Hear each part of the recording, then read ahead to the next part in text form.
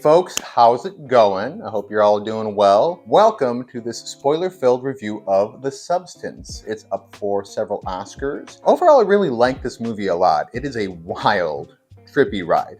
You know, it's not perfect. I do have a few qualms, a few critiques here and there, which we'll get into in a little bit. But overall, yeah, good film. Demi Moore is great in this. Her portrayal of a fading Hollywood starlet feels authentic and depressingly realistic. Watching such an accomplished actor flex her misery and dark humor muscles is one of the biggest strengths of this film. She's also an amazing physical actor, scurrying around in an increasingly manic and off-kilter state as her body deteriorates throughout the film. Margaret Qualley is also great as the hyper-sexualized alter ego Sue. She brings a desperate vulnerability lurking just beneath the polished facade to the role, as she attempts to live out her dream while becoming increasingly seduced by it and disgusted by her older, depressed other self. Dennis Quaid rounds out the cast as a hideously greasy television executive, playing what would be an exaggerated caricature if we didn't all know better. The role doesn't seem particularly difficult or deep, but he plays it pitch perfectly with a flamboyant, stomach-churning bravado and delivers what is needed for the role. The makeup and visual effects used in this film are really well done, using a combination of naturalistic CGI and old-school practical prosthetics, generating some truly stomach-churning and nightmarish imagery that harkens back to the best of the Cronenberg films or The Thing. In fact, this film pulls liberally from several classic sci-fi and horror films, creating a film about Hollywood that also steeps itself in homage to the films that that town produced. The hallway of the studio looks like it's straight out of The Shining. The emaciated old woman also evokes one of the ghosts from that film. The body horror could come right out of a Cronenberg film like Videodrome. 2001: A Space Odyssey is referenced more than once. First with the extended abstract light tunnel sequences that the main character goes through when swapping her consciousness between bodies, and the use of Also Sprach Zarathustra in the big finale.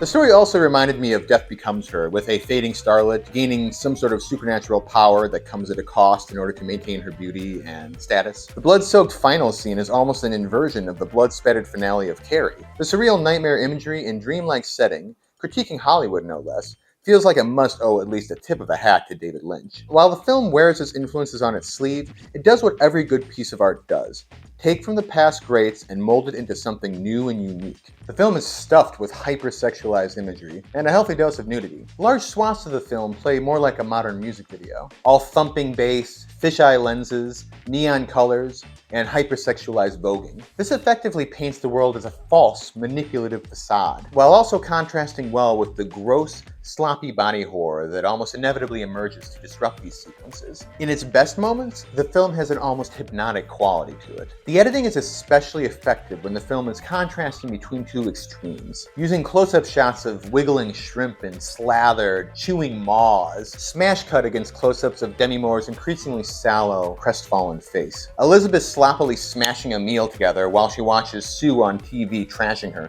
is an excellent example of this contrast, creating a violently chaotic visual metaphor of Elizabeth's increasingly homicidal hatred of her other self. In spite of all the visceral body horror that happens in this film, I feel like one of the most agonizing sequences to watch occurs when Elizabeth attempts to go out on a date with the guy she knows from high school. She initially gets ready, looks herself confidently up and down in the mirror, and for a moment you're tricked into thinking that this film will have some sort of a silver lining, some small ray of hope amidst all the trauma and depression. When she was ready to go, I thought to myself, "That's right, girl, you look fabulous, go have a nice night out of the town." But then she sees her beautiful young alter ego laying on the floor, and the insecurity that's been ingrained into her psyche by decades of chauvinistic douchebags like the executive played by Dennis Quaid come roaring back. She falls into an increasingly manic fit of applying and reapplying makeup until she eventually disintegrates into a self-loathing mess, smearing her face with lipstick and appearing as if she literally wants to tear her own face off. A chilling bit of foreshadowing. The message of the film is simple and blunt,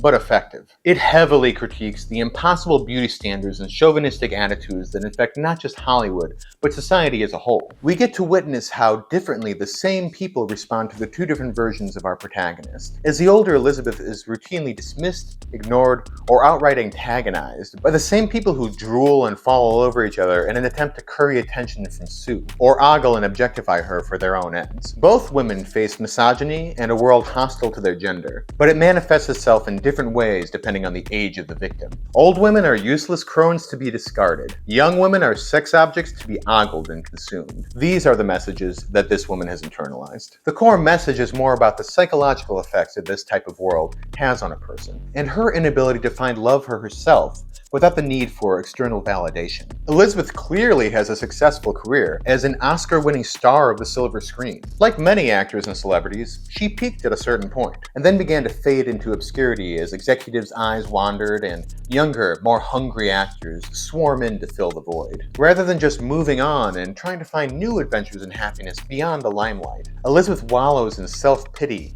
and a longing to return to her glory days when everyone around her wanted and loved her.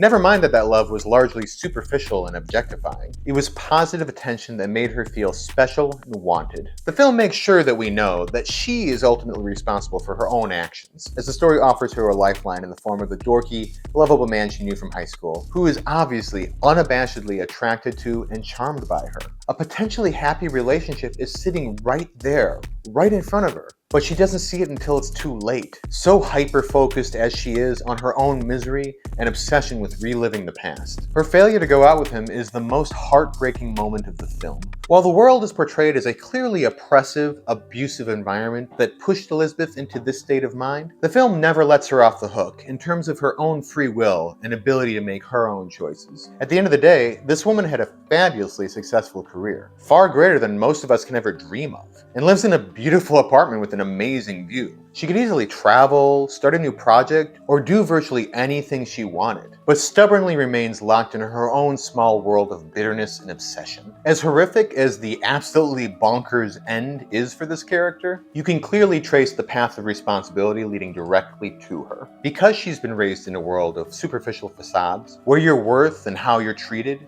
is tied directly to your celebrity and physical attractiveness, Elizabeth can't imagine happiness without these shallow elements in place. She isolates herself, shuns genuine affection from others, and seeks only to be in the spotlight again, as shown by the recurring imagery of the doll and the glittery snow globe, which returns for one final moment of diluted ecstasy for our dying protagonist. The only love she can imagine is the superficial love that strangers heap upon a star. It is an eerie and timely message in an age when the majority of young people want to be famous influencers, drawing love out of the parasocial relationship they have with their followers, in lieu of real human connections. On an unrelated note, like and subscribe to get more insightful opinions like this from your old pal Kay. And never forget, I truly, deeply love each and every one of you. This inability to love herself eventually manifests in full-blown self-hatred. She hates herself for getting old and not being able to maintain her position in the spotlight. Then, when Sue comes into the picture, that hatred becomes literal, as Sue is disgusted and hateful of her older self, judging her for her depressing, binging lifestyle. On the flip side, Sue represents everything that Elizabeth wishes she could be and can never be again. Not really, as well as the younger woman coming in to replace her. This is demonstrated by the horrible and utterly pitiless way in which they treat each other's bodies when they're the one in control. Both sides just leave the other self laying sprawled naked on the bathroom floor. Eventually, Sue doesn't even view Elizabeth as a person at all, but more of a supply cache to maintain her own life. The animosity they show towards each other almost feels like a toxic mother-daughter relationship at times, with Elizabeth as the mother almost living vicariously through her young, successful daughter, while also feeling jealous of her and getting fed up with having to clean up after her wild parties. Sue hates Elizabeth like a problematic aging mother with bad habits that she's sick of taking care of. Neither version of her ever sees the other as a real person worthy of empathy, because Elizabeth/Sue doesn't view herself that way in the end. She treats herself exactly like the callous, uncaring world has treated her. The substance itself is very clearly an addictive drug. Sue becomes so addicted to her young, jet-setting lifestyle that she quickly throws caution to the wind and turns her older self into a drug cow, milking her dry of her spinal fluid by repeatedly injecting into her increasingly infected needle wound. The imagery evokes heroin users with infected arms due to using unclean syringes. Much like heroin or other incredibly addictive drugs, the more she uses it, the more she needs it to be happy at all. And when she isn't on it, the reality of her deteriorating health and the unhappiness due to withdrawal grows ever more intense, pushing her to overuse more and more in spite of the consequences, burning away her whole life for these short hits of exquisite ecstasy. This also ties back to the film's indictment of Hollywood, with its drug pushers and army of overworked, overstressed creatives just looking for a coping mechanism. It's true. Getting to work on a major entertainment project is a dream that is so hard to achieve, with the stakes being so high, that people burn themselves to a cinder trying to please their superiors and remain valuable, driving them to inevitably turn to drugs and alcohol for a release. It's basically ingrained into the culture as a feature, not a bug. Considering the downward spiral the character is on for pretty much the entire film, the movie would be unbearably depressing if not for the pitch-black humor poured liberally over the proceedings. Everything in this world is exaggerated and intentionally dumbed down. An ugly, stupid, maximalist world that's never heard the word subtle before. Slimy Hollywood executives are literally covered in a sheen of grease. Television programs have obvious, uncreative titles like Pump It Up and The New Year's Show. Waitresses have rigidly desperate smiles so tense the vein pops out of their forehead while they're serving coffee. Everyone is an exaggerated caricature of a type, and finds some truth in such blunt simplicity. Demi Moore herself delivers several darkly humorous lines as she rages at her other self and sneers cynically at the entertainment world that rejected her. The ending is horrific and laced through with darkly absurdist humor, as a crowd of people are traumatized by a never-ending fire hose of blood spurting out of Sue's severed arm. I do have two prominent critiques of this film. The first is that several sequences just feel like they go on for too long, making the film feel a bit over-padded and draggy. The scene where Sue beats Elizabeth to death is a good example. What starts as an insane, visceral confrontation between the two women eventually outstays its welcome and ends with repeated kicks to the ribs that goes on for so long that I feel like the shock just eventually wore off, and I actually started to become a bit bored. The same thing occurs at the insane, blood-soaked end. As an initially shocking and weirdly cathartic moment, just kept going and going, to the point where I was just waiting for the film to end. Now don't get me wrong, I actually enjoy slow-paced films, and have a general dislike for the hyperactive, movie-length trailer editing style that so many movies have fallen victim to over the past decade. I like it when scenes have time to breathe and actually take you on a journey, giving you time to sink in and immerse yourself, rather than just slamming one image and event after another in your face so fast you don't even have time to register it emotionally. In fact, this film does have several long, drawn-out, torturous scenes that are captivating all the way through. The scene of Demi Moore repeatedly reapplying her makeup is the best example. It keeps going and going, slowly building up the mania and desperation of the situation, as a literal ticking clock keeps the tension high. Her repeated trips to the bathroom mirror ratchet up the anxiety, leaving you feeling devastated in the final shot of Elizabeth sitting dejectedly on the bed, ignoring her date's increasingly heartbreaking texts. The second weakness ties into the first a bit, as I think one affected the other. Basically, the dialogue in this film is not that great,